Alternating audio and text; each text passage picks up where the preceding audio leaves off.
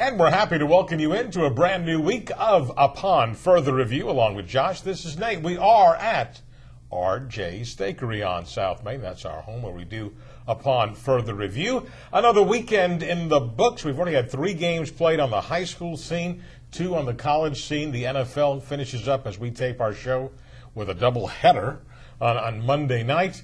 And as we've all learned sometimes in the past, not to overreact to the good, the bad, and the ugly that we see each weekend. And for those of us who follow certainly the high school teams in the area, for Southeast Bullock, they went on the road, and Bleckley County was just a better team than them in their game Friday night. And I don't think that's a shock. No. Bleckley County had beat them pretty bad. You know, the first 2 games Southeast Bullock played was right. Portal, and then, you know, you go up against another team that hadn't won a game last right. year in Long County. So it was going to be a step up in competition.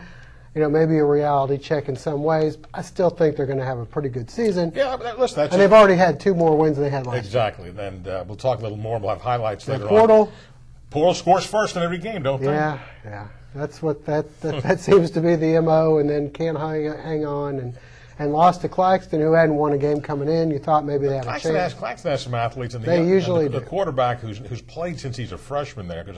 I got to talk to the family there a couple of years ago. Peel is a tall kid. He throws the ball around. Yep. I mean, they do a good job there of throwing the ball. But of course, Bullock Academy had a good win on the road at Tift area. Anytime you drive 3.5 hours and you win the game, those are good ones. Statesboro didn't have to drive that far, but I think they avoided.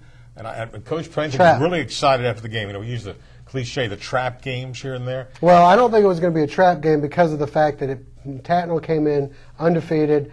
They were getting some state consideration. Yep. Kaiser knows Statesboro's program and had a big crowd out there for that game. Yeah. Well, you knew that, yeah. So, you know, fun game, and Statesboro prevails again. And I think Tatnall is a good team. We said that going in. He's done a nice job. I think Statesboro's defense is a little ahead of where Coach Pennington thought they'd be at this point. Made a couple of big interceptions, one for a touchdown in the game.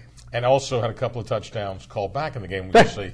Yeah, I guess, you see the highlights. Yes, I've got. Did you put them in there? I've got them both in there. Okay, you know, Josh and I were talking on the phone Sunday night, and he's editing the highlights and looking through. Hey, look, a touchdown! Oh, wait, they scored again. That one's called back. Oops, I said, I meant to tell you, by the way. And number 92 going up to get the touchdown. They had a couple called back. Well, that was a humbling experience certainly Saturday for the Georgia Tech Yellow Jackets as they went out to take on Kansas. The Peach State in college football. Boy, the ACC. Georgia Southern, Georgia State, Georgia Tech. How did the ACC do Saturday? Not too good.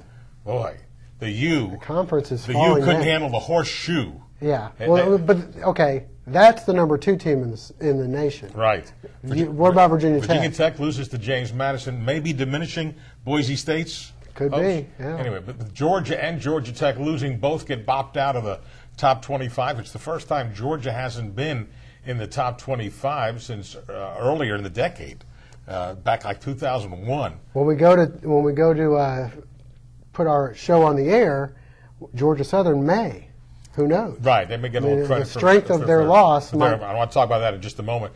But the Georgia Tech game again, and here's Kansas, who had just lost 6-3, and they're getting ready to get rid of the coach. He just got there, Turner Gill, and he played 1 game, and all of a sudden they had great offense. They were throwing the ball. But see, the one thing about Turner Gill, what did he run when he was in college?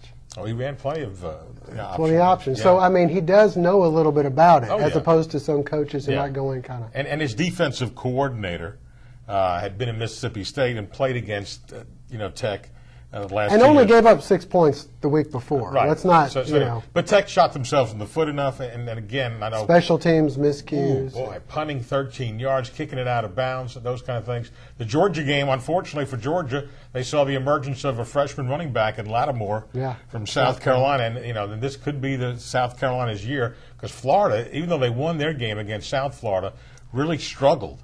Throughout that game. They came on strong at the end. Defense is making plays for them. Alabama, by the way, defense is awfully good. They shut down Penn State. Penn State had a freshman quarterback playing.